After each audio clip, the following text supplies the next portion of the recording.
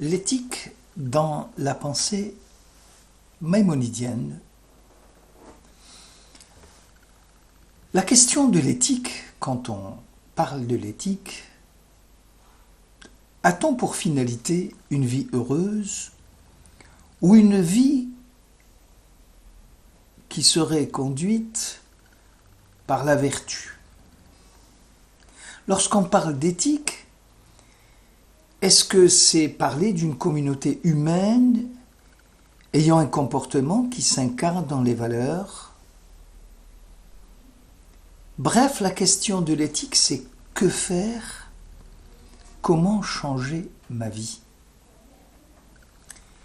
À ne pas confondre avec la morale, parce que la morale serait la loi universelle, transcendante, qui dicte les valeurs, alors que l'éthique, c'est la finalité de la vie.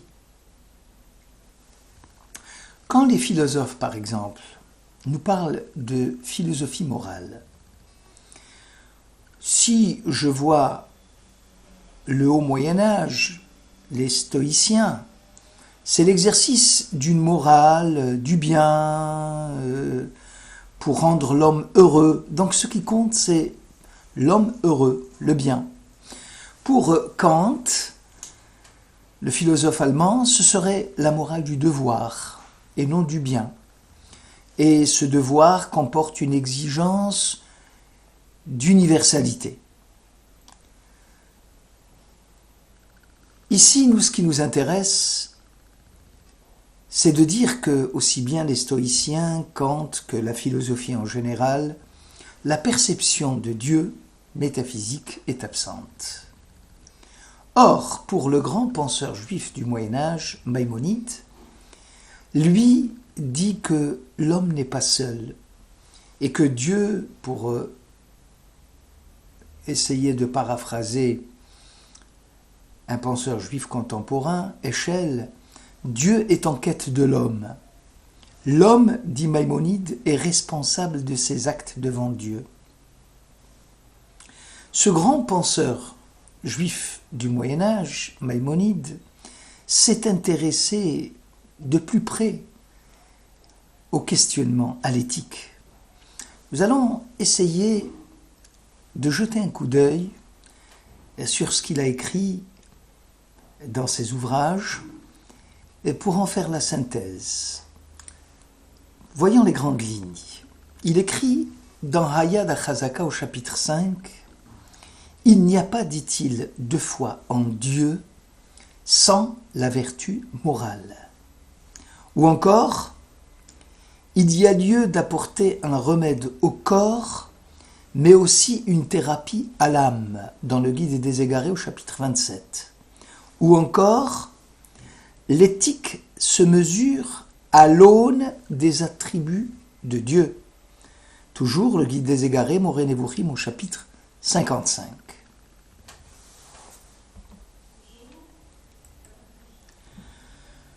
Intéressons-nous de plus près à ce qu'écrit le maître. Il écrit « Darche Hashem Hamidot Amtukanot ». La voie de Dieu passe nécessairement par la vertu.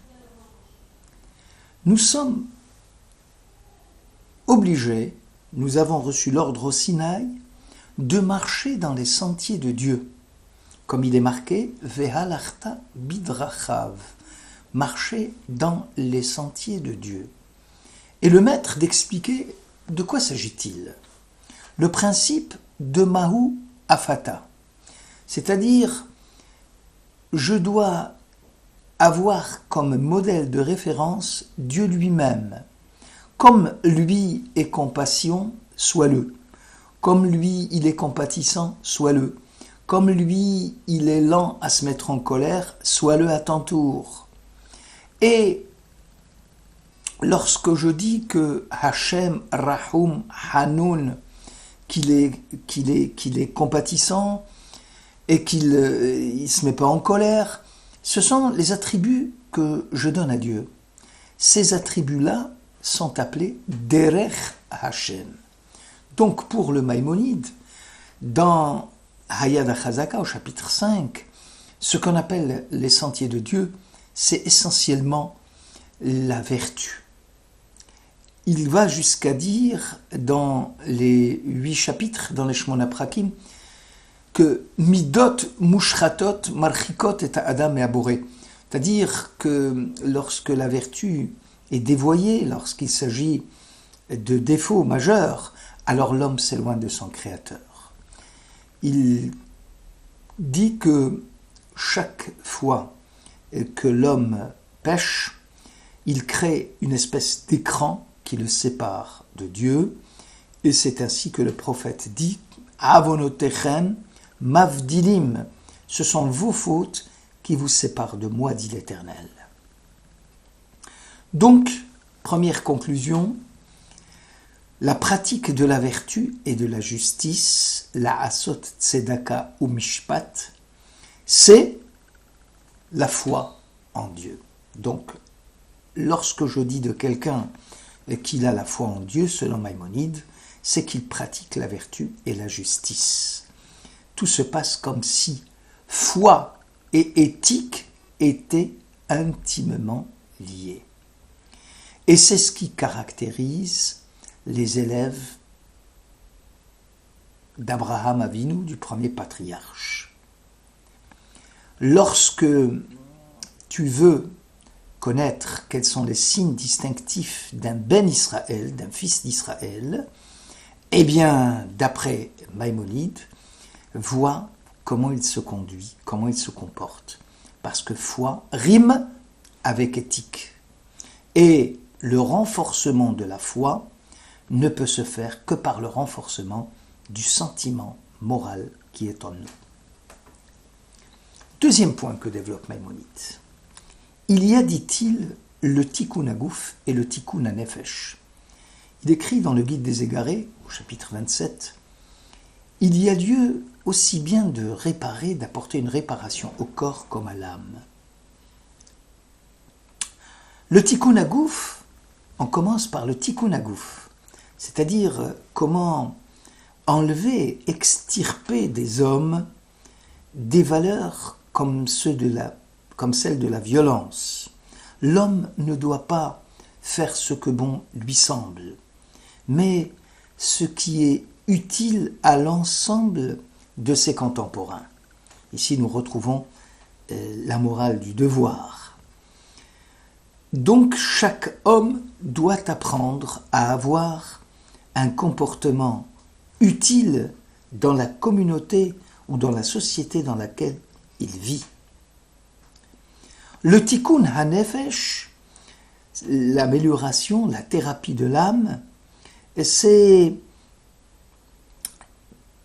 qui en réalité doit aider à tikkun hagouf, c'est aptitude à la vie raisonnable, c'est-à-dire enseigner aux gens la notion de volonté, la notion de responsabilité. Pour Maïmonide, c'est sous la conduite de la raison. Il insiste, il appelle ça les mouskalim, l'aptitude à la vie raisonnable, sous la conduite de la raison. En réalité, dit-il, quelqu'un qui a un corps sain, c'est dans un deuxième temps qu'il aura un esprit sain. Parce qu'il est marqué Vaïtsavenu Hashem la'asot et kol hachukim ha'ele, Dieu nous a ordonné d'abord de réaliser toutes les lois de la Torah, leir ha'et Hashem, donc craindre l'Éternel, letov lanu kol hayamim, et c'est qu'après qu'il va penser à faire raisonner sa propre raison pour essayer de réaffermir le tikkun hagouf. Maïmonide tire une deuxième conclusion et il repose la question du Talmud. Est-ce que Talmud Gadol ou Maaseh? Est-ce que la science pratique ou la science théorique? Il répond comme le Talmud. Talmud Gadol, Shemevi l'idée Maaseh. C'est-à-dire la théorie, la théorisation des lois de la Torah, le fait d'étudier par exemple le Talmud, va entraîner après la pratique de la mitzvah. On sait que Maïmonide était un grand rationaliste qui s'était beaucoup intéressé à Aristote, aux lois d'Aristote. Donc pour lui, la vie juste est la voie de la pensée juste. C'est la deuxième conclusion qu'il tire. Je répète, la vie du juste, c'est la voie de la pensée juste. Donc il met l'accent sur la pensée juste. Y a-t-il un impératif moral qui est la voie de Dieu? Oui, dit Maïmonide. On vient de le voir, c'est marcher dans la voie de l'Éternel, c'est agir comme lui le fait. Et pour cela, nous avons, dit-il, dans notre éthique, quelque chose qui permet de fixer les valeurs du bien et du mal. Pour Maïmonide, ça ne souffre d'aucun doute, ce sont les lois dites de la Torah. Maïmonide explique que dans le monde des idées,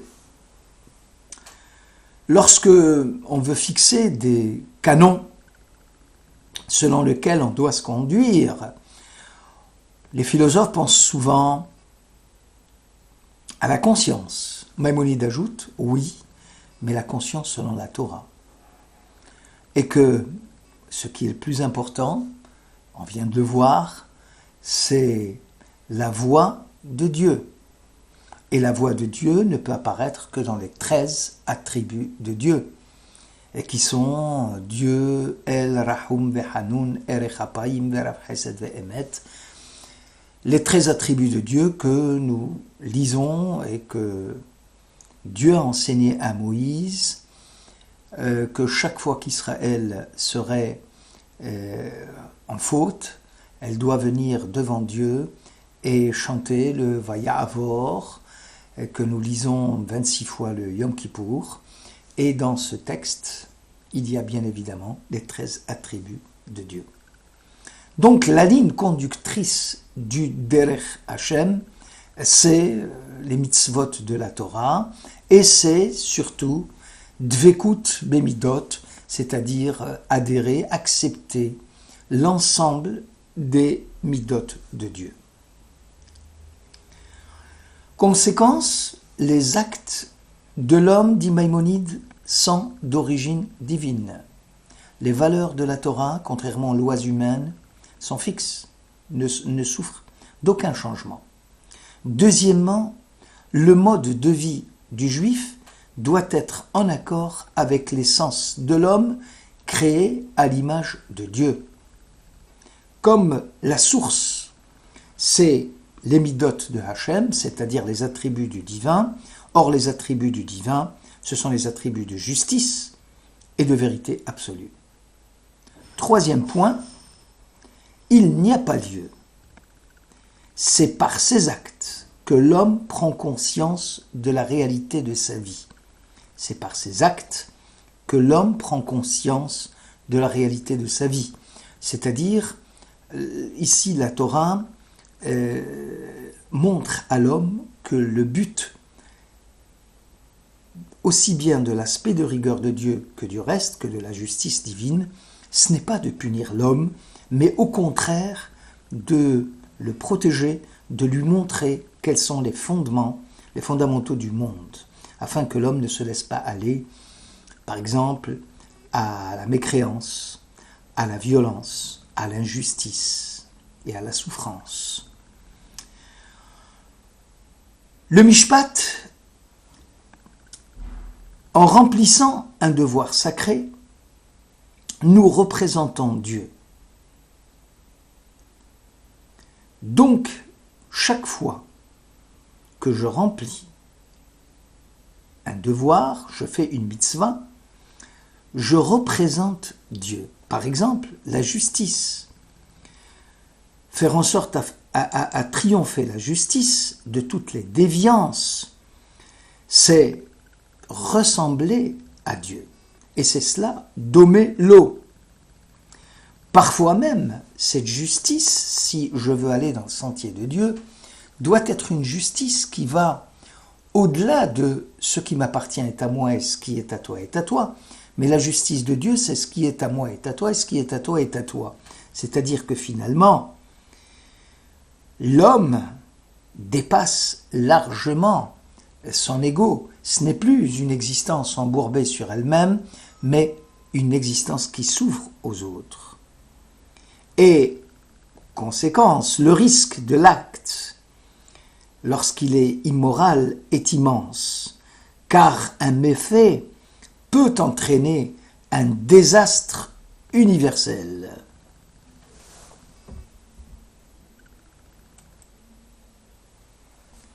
La mitzvah, par exemple, de Ve'afta l'reacha kamocha, tu aimeras ton prochain comme toi-même, selon l'avis de nos sages, loiten she'urim ba'ava, il n'y a pas de mesure quand on aime quelqu'un. Et c'est cela le principe de l'Edof Kabo, adhérer, accepter le message de Dieu. L'homme, s'il doit se comporter comme cela, ne doit pas aller contre sa propre nature. Parce que Dieu a créé le monde. Et quand il a imprimé, il a donné dans ce monde l'image du divin dans l'homme, et cette image du divin de l'homme montre que l'action de l'homme doit ressembler à celle de son créateur. D'où la perfection, selon le Rambam, la perfection de l'être. On a dit que la mitzvah, lorsque un homme accomplit une bonne action, c'est le reflet même de la lumière cachée, de la sanctification et de la sainteté de Dieu. Dans le Shmona Prakim, Maïmonide insiste sur la maîtrise de l'homme sur lui-même. Il y a, dit-il, pour l'âme, une bonne santé de l'âme, comme il y a une bonne santé du corps. La bonne santé de l'âme, c'est la vertu. Et la maladie de l'âme, c'est les défauts, les mauvaises pensées. Parce que l'homme confond ce qui est ra et ce qui est tov, ce qui est bien et ce qui n'est pas bien. En réalité, cette notion de bien qui montre que tout être humain finalement est génétiquement unique, on le sait, mais ici aussi, il est unique dans les tâches qui sont assignées à son âme. Chaque être humain est à part et il est irremplaçable dans la lecture de sa vie. Chaque être humain réalise à sa manière la tâche qui lui est dévolue, à sa manière.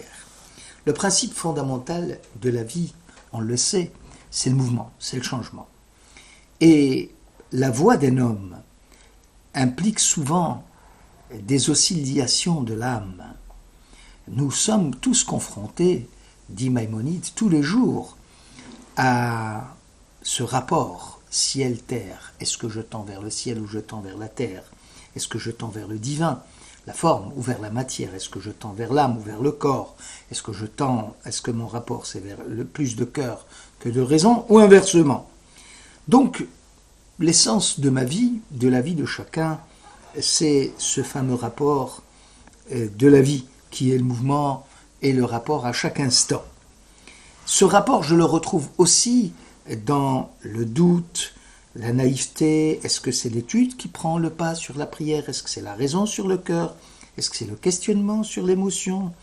Est-ce que c'est la minutie légaliste du Talmud sur l'envolée extatique de la prière? Le bon choix passe par la conciliation des deux. Et c'est pour cela que le Rambam va insister. Il dit par exemple qu'un excès de passion est nuisible et qu'un manque de passion, c'est un manque d'émotion, est nuisible. Donc la vigilance voudrait qu'il y ait le chemin médian. Un excès de dépense est nuisible, mais un excès aussi d'avarice est nuisible. Un excès d'orgueil est nuisible, mais une humilité mal placée est nuisible. Bref, si on a compris le chemin tel que Maïmonide le conçoit, c'est que Dieu et l'homme, et surtout l'homme, il a une tâche et une responsabilité qui partage avec Dieu, puisqu'il doit être à l'image de son Créateur, et accomplir une mitzvah, c'est devenir, pour ainsi dire, le compagnon de Dieu dans l'œuvre de la création. Merci.